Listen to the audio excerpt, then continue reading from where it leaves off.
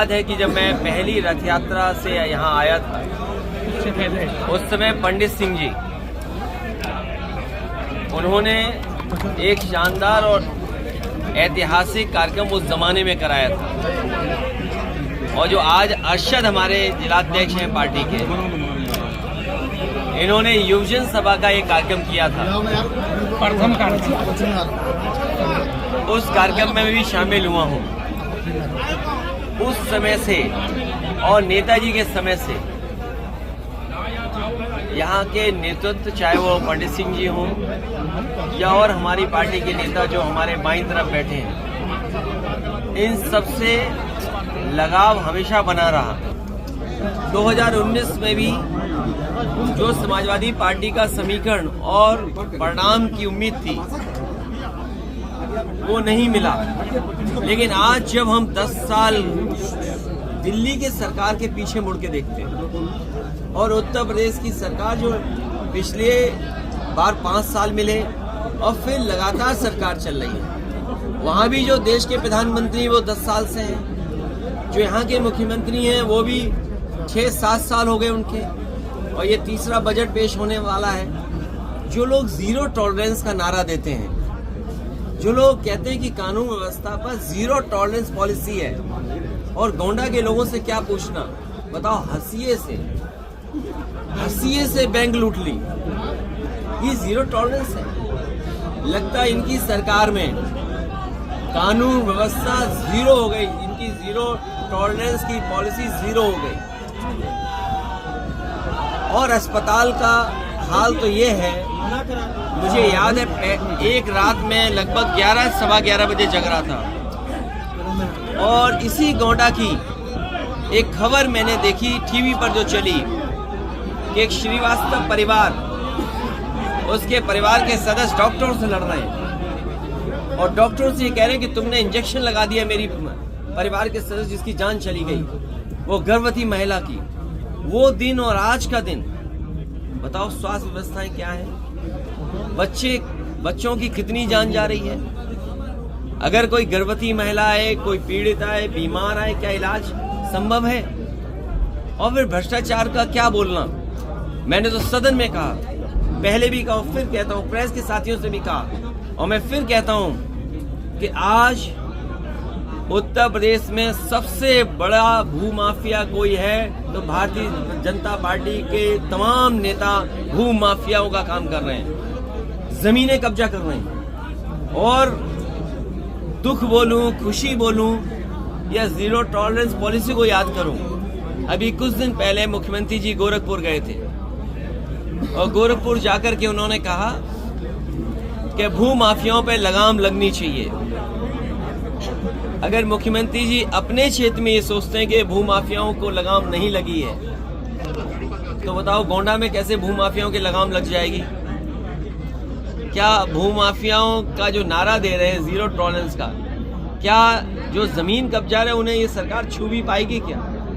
और फिर अगर इतनी साफ सुथरी है, अगर ये वाकई मर्यादित हैं, आदर्श जीवन के रास्ते पे चलते हैं, तो सार्वजनिक क्यों नहीं करते रजिस्ट्रियां? गोंडा की रजिस्ट्री कर दो, सार्वजनिक। सबसे ज्यादा जमीनें किसने खरीदी हैं? अयोध्या की सार्वजनिक कर दें कि रजिस्ट्रियां किसने की हैं?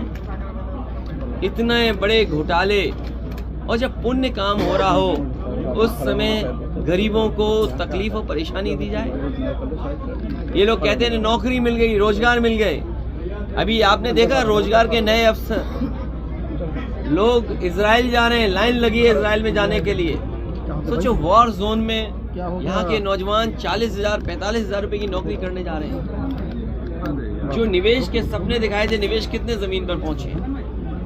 हमारे किसान की क्या आय दोगुनी हो गई? ये प्रधान और हमारे पत्रकार जानते होंगे। ये जो विकसित भारत का जो नारा देकर के आयोजन चल रहा था, क्या प्रधानों से पैसे नहीं वसूले गए? 20,000 30,000 प्रधानों से वसूल करके विकसित भारत का सपना दिखा रहे हैं। विकसित भारत तब बनेगा जब हमारी किसान की आय दोगुनी हो, निवेश और नौजवान को सम्मानजनक रोजगार मिले। ये जो डिलीवरी बॉय बना दे रहे हैं, या इजराइल में वॉर जोन में भेजे जा रहे हैं, ये नौकरी नहीं है।